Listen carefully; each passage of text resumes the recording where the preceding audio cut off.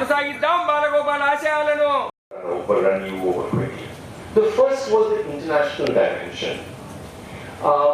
The media exposure to what was happening in Kashmir was unprecedented. To ever proceed in a very diligent way unless they have had a conversation with the US State Department has probably in these last 2 months carried 7 or 8 major articles, including one this morning. Major articles very critical of the government's position. In fact, on October 2nd, they carried a piece in the name of Narendra Modi, ironically about Gandhi. But on the editorial page, they actually totally took apart whatever they were doing in Kashmir. You know? Another unexpected consequence was the role played by the Kashmiri diaspora. Now, the Kashmiri diaspora, which is very large, has traditionally been very, very politically quiet. You know? And post 9/11, you can understand why. But suddenly they got massively energized, and actually both in Europe and in the US, were very visible, very public, and were very successful in affecting a lot of US congressmen. So some of the more visible members of the Democratic Party, for example, all gave comments. Elizabeth Warren and Bernie Sanders, both of whom are serious contenders in the US election, both gave very strong statements. So, and it's the same in Europe, where the Labour Party, as a party, gave an official statement about Kashmir, and of course various European parliamentarians have also spoken. Now, all of this is quite unprecedented and follows August 5th. And of course, I suppose the only quarter from which the government of India would have expected criticism was from China, and it came, and it continues to come. The other unexpected consequence was internal to Kashmir, and this took the very unusual form of silence. I think that there's a mood of defiance with the aim of denying your oppressor the opportunity to declare normalcy. So the government has been obsessed with saying that things have come to normal, but the silence simply did not allow the government to get away with that. And I think that this has really destabilized the government's position. So when I said to you earlier that I don't think those who planned this were fully convinced that what they were up against was not some Pakistani adversary, but the people of Kashmir. This is what I mean, that they had no idea that this is how apparently leaderless people would respond, simply by refusing to come out onto the streets, simply not speaking up, and simply refusing to say that things are back to normal. I am carrying a copy of the newspaper. Some of you might have seen this. This came out on October 9th, yes, not so long ago. So this would be around 63 days after August 5th. And the government, for 6 consecutive days, had to run front page ads telling people to come out. So obviously, if you need to run full page ads on the front page of the newspaper telling people that, can we get back to normal, then things are not normal, no matter what you claim otherwise. Now, what did this, by the way, this destabilizing of the state, it's happened before. I certainly recall 2008 when, which marked 2008, 2009, 2010, when I think there was a major shift in how people responded in Kashmir, when after many, many years, people came out onto the streets in tens of thousands, which had not been happening for many years prior to that. When the JK police, who had only been trained and equipped to fight an insurgency, they didn't even have batons. They didn't have shields because they were not prepared for people. They were only prepared to fight militants. So I think that once again they found themselves completely stumped by the fact that the adversary was not there. Nobody was coming out.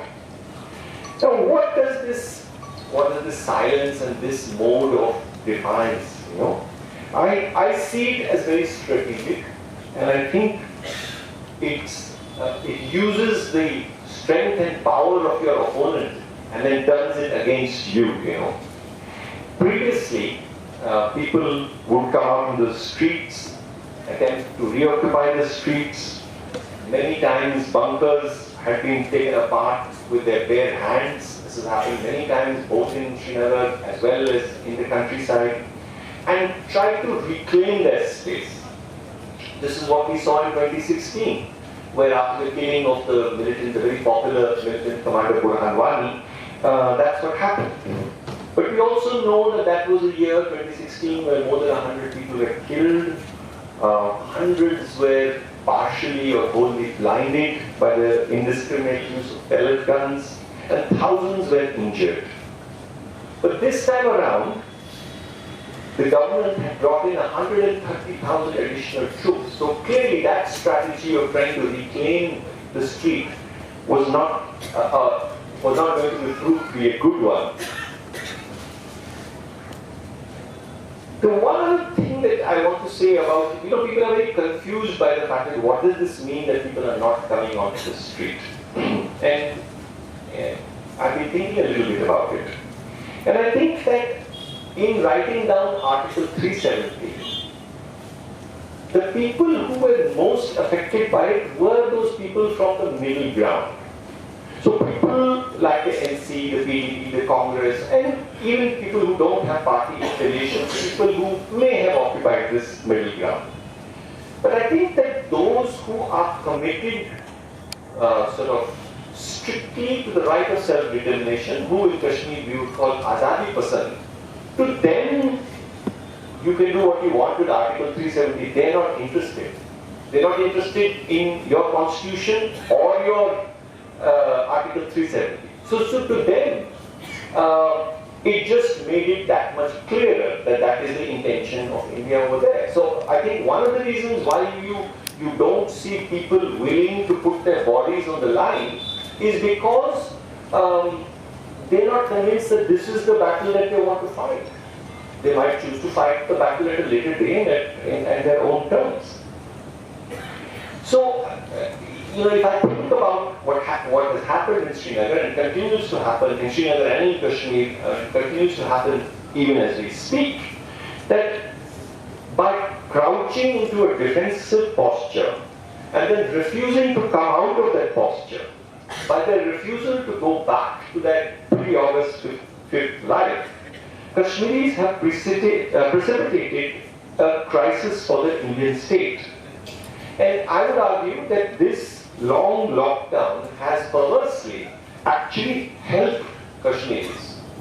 Apart from saving lives, the kind of internationalization that has been achieved is actually, like we said before, unprecedented. So the government enforced a shutdown of all telecommunications and mobile phones and internet, and I'll speak a little bit about the consequences of it. But it is also the thing that has most gathered international attention. So again, whatever the government was thinking in terms of what this will achieve for them, it has gotten them the complete attention of the international community, where, as we know now, they don't care that much about people, 100 people dying, but they think that not having access to the internet is like not having drinking water or food or whatever. The Home Minister and the Indian state are very frequently have tried to turn this into a virtue to say that, look, not a single shot has been fired and, this is a great achievement. Let's take a look at this achievement. Because there was not a single death, not a single shot fired, what do we make of this statement? So the official reports say that there's only been one direct killing and one indirect killing when a boy drowned after he jumped into the river, and 2 people who may have died due to suffocation by tear gas. This is the official. By Kashmiri standards, these casualties are low, but it is not as if nothing is happening during this period. There are dozens of protests, sometimes on the same day. It's just that the forms of protest that had been considered normal had been shut down. Some of you may have heard of Saura, which is a neighborhood in Kashmir, in Srinagar, where people had dug up the roads, put up barricades, and for this entire period that we're talking about, which is more than 2 months now, the police and paramilitary have simply been unable to enter. And the reason people didn't want them to enter is because they were afraid that the young people would be taken away. So it's not as if people are just sitting at home and watching TV. There is resistance, but it takes a very, very particular form this time. And the other question is that, is there only one measure of violence? Is dying during a clash, either at the end of a pellet gun or a tear gas canister or whatever weapon, is that the only way to measure the level of violence that is inflicted on a society? Are limbs torn apart by bullets or a body shredded by pellets our only gauge of whether or not people are dissatisfied or protesting? The Home Minister recently said that all the restrictions, these are all in the mind, he said. Of course, it's understandable because he comes from a political ideology where I think there's a deep disrespect for the mind in any case. What about the terrible violence that is perpetrated by fear? People are hesitating to come to hospitals when they have pellet injuries because they know that then they'll run into the hands of the security forces. Neighborhoods that have seen protests and who have faced pellets have also seen the emergence of local specialists who have learned to remove pellets themselves, often without any kind of anesthetic. Instead, the people who are flooding the hospitals are coming with stress, blood pressure that's gone out of control, raised level of anxiety, and so on. So, if we want to take a measure of the quiet violence that has been inflicted on the people, we could just look at what the shutdown of mobile phones and the internet has done to people. And we can't possibly measure it, but we can at least enumerate some of it. Just look at the impact of what shutdown of mobile phones has done on personal lives. News of illnesses, deaths. Most importantly, the student community of Kashmiris who are outside of Kashmir. I was in Bhopal 2 weeks ago, and the group that I was speaking to had an estimate that there were at least 5,000 Kashmiri students in Bhopal. They had been able to establish contact with only 1,600 of them, of whom 500 were PhD scholars. This is in the city of Bhopal. And many of them come from small towns and villages and had no contact and therefore no access to money. So the group I was speaking to, and I'm sure you have a similar situation in Hyderabad, were actually helping to get together rations to deliver to places where Kashmiri students were. So the dislocation and stress caused to thousands and thousands, tens of thousands of families simply because they are not in contact with their children. Banking services are down, remittances, both inward and outward, the impact it has on everything. For example, there's been this talk about chemists, and now how do, chemists are open, but dealers, the wholesale trade, you can't either order or pay for medicines anymore unless you have access to the internet. So, while chemists are open, their dealers are actually having to send somebody to Punjab to access the internet, make the payments, order the medicines, and then proceed. So, I'm just trying to say the things that we take for granted. And of course, all of you have heard the impact that the internet shutdown and mobile telephone shutdown has had on medical cover, because patients can't access doctors on the phone, they can't access ambulances, junior doctors can't speak to senior doctors. A lot of long-term medical aid is now based on various forms of insurance which you cannot process unless you have access to the internet. So it is actually, I would say, it's a medical catastrophe, even if people are not being shot and killed on the street, and that's my point. Lastly, look at the shutdown itself. Look at the daily wage labor. We're talking about carpenters, construction labor, transport sector, people who drive tourist taxis. Look at horticulture. The entire pear, the nashpati, the pear crop this year, because it comes in August, completely destroyed it, did not travel out. And a very, very bad effect it's having on the apple tree, where actually the government is trying to get people to participate. But the people are saying, no, we're not going to participate because we don't want you to show that everything is normal. You know? I just want to read two statistics to you. I just want to throw them at you for a particular reason. So the apple, just the apple economy, I'm not talking about fruit, I'm not talking about almonds, I'm not talking about walnuts, I'm not talking about other fruits. The apple economy of J&K is estimated at 8,000 crore rupees, which is roughly 8.2% of the GDP of the state. The GDP of the state. So think of what it means for Kashmir, you know, what proportion of the GDP of Kashmir it could be. And of course, the other figure, which many Kashmiris are constantly having thrown at them, is about tourism. And tourism, on the other hand, contributes 6.89% of the GDP of J&K. So, okay, so just apples out numbers tourism. And now this is the statistic which came as a real shock to me. Of this portion of Kashmir's GDP, which is let's say 7% of the GDP is tourism, 92% of this tourist trade comes to the Vaishno Devi shrine, which is in the Indian state, also means that your reputation is destroyed forever. You will never again be able to go and stand before your people because they will ensure that. So, is there any space for negotiation? I would be very surprised.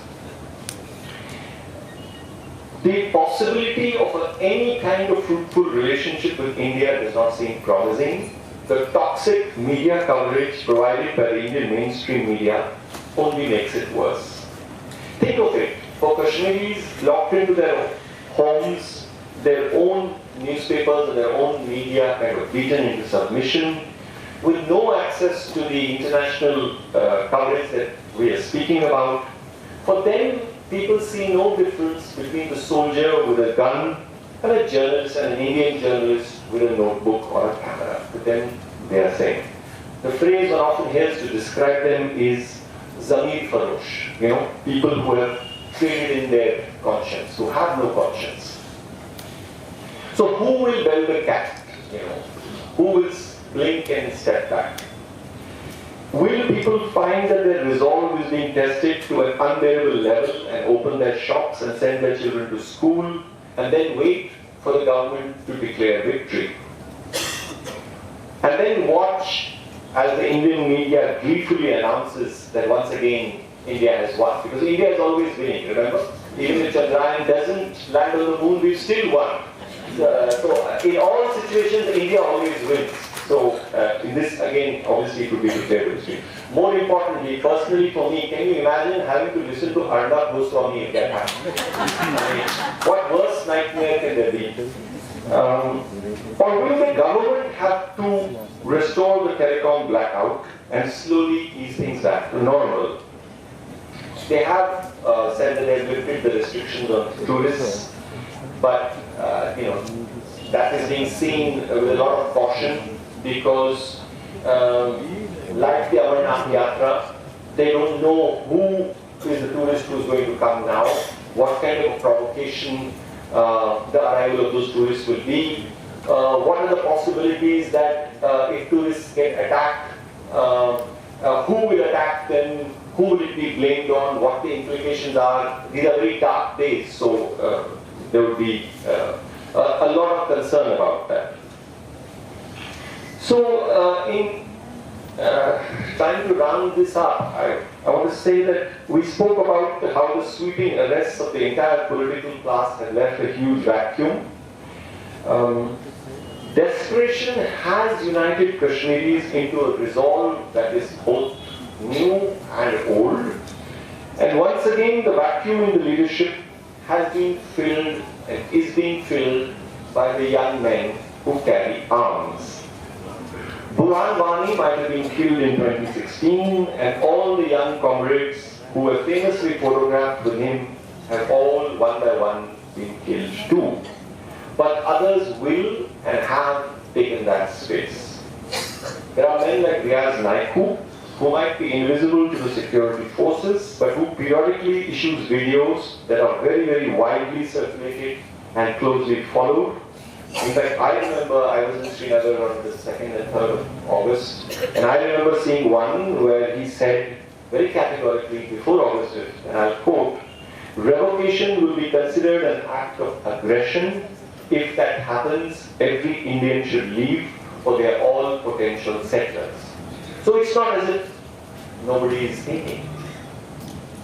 There is an added dimension, which is that although, as I mentioned to you, prior to August 5th, the army, their sort of, the pressure on the militants was very high. What has also happened, ironically, is that post-August 5th, the security forces are so busy trying to hold on the civilian population and not have an outbreak, that some would argue that these 60 days have given the militants an extraordinary moment in which to recover, to recoup, to have fresh recruitments, to take care of their injuries. So, in effect, that this hiatus of 2 months might actually have improved the conditions under which militants can work.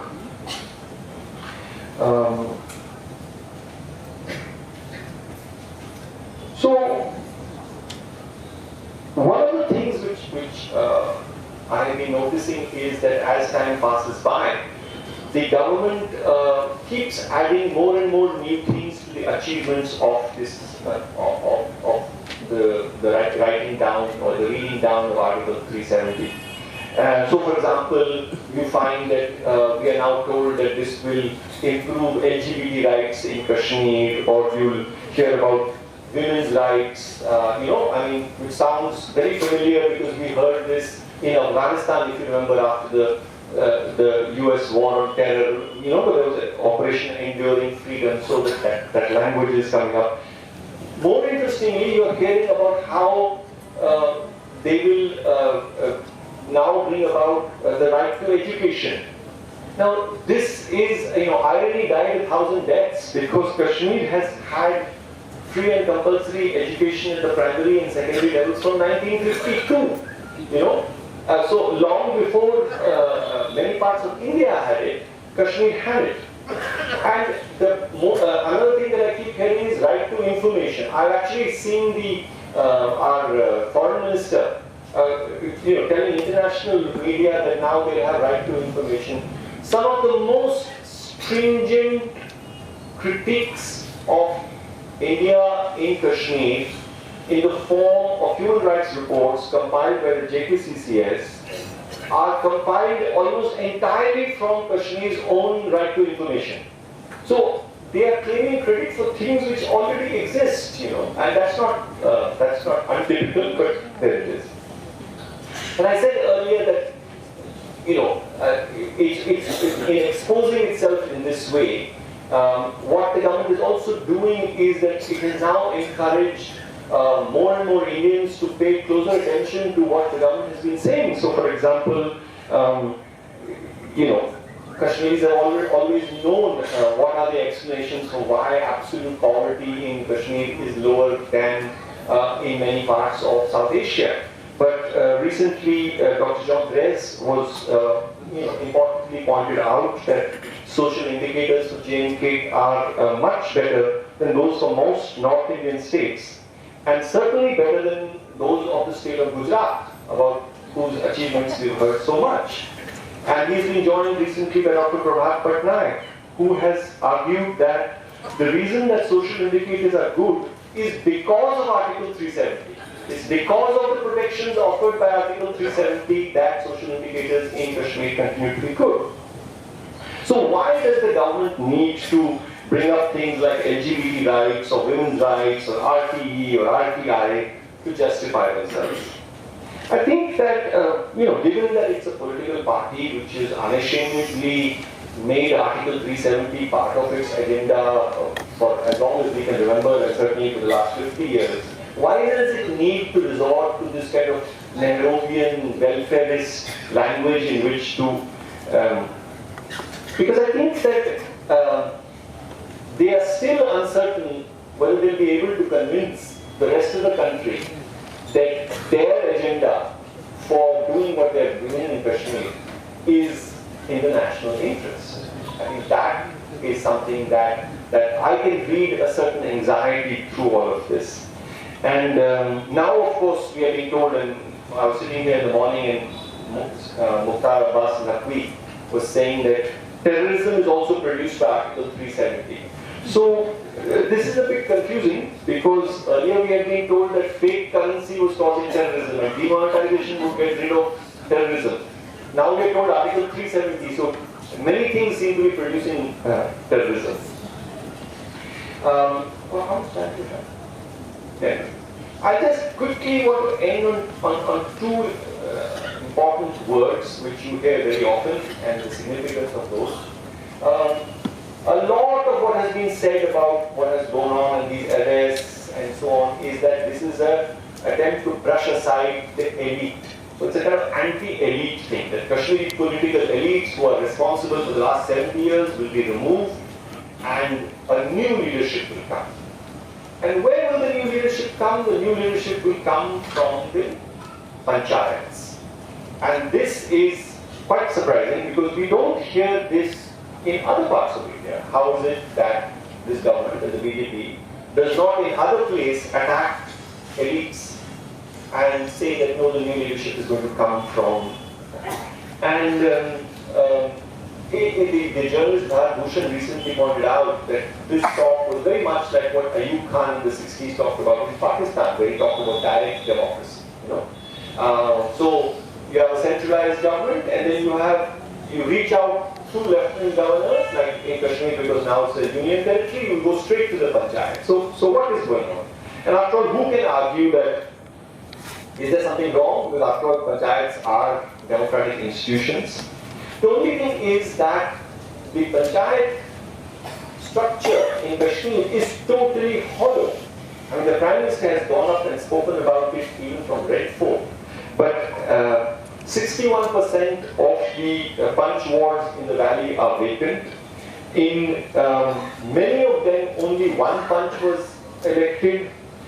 45% of all sarpanch wards are empty. So they are putting all their hope, they've destroyed the existing political class, or they would like to destroy their political class in favor of the panchayat system. But the panchayats don't exist. In many cases, people, because it was so that there was a panchayat boycott, people don't know who their sarpanches are. Because firstly, they don't know who filed the nomination, they don't know who voted for them. Like I said, in many cases, nobody voted. And most importantly, many of them, a year after they were elected, they are still living in hotels at government expenses in Srinagar. So it's a completely farcical structure which doesn't exist, and yet we have been told that, this is where the future leadership will come. So what is it? What could it be? Why is there so much emphasis on panchayats? Perhaps when the time comes for acquiring land, whether it's for business interests or for security forces, having a friendly and pliable panchayat might be an asset. The role played by the MLAs earlier, however flawed and empty of true democratic content, will be gone. So whether it is a transformer that burns out in winter or a young man who has been picked up by the nearby army camp and needs to be released, the MLA will now be bypassed in favor of the sarpanch. Over the years, I guess they hope, this strategy might achieve the goal of creating a new leadership, a new kind of ideal Kashmiri. In the past 70 years for the Indian state, such a person was the one who was pro-India. With this round of arrests, with Farooq Abdullah, with Umar Abdullah and Mehbooba Mufti in detention for the third month, That seems to have changed. Perhaps the ideal Kashmiri now has to be pro-BJP. What the past 2 months of silence have demonstrated to us is that Kashmiris have different ideas of what that ideal Kashmiri might be.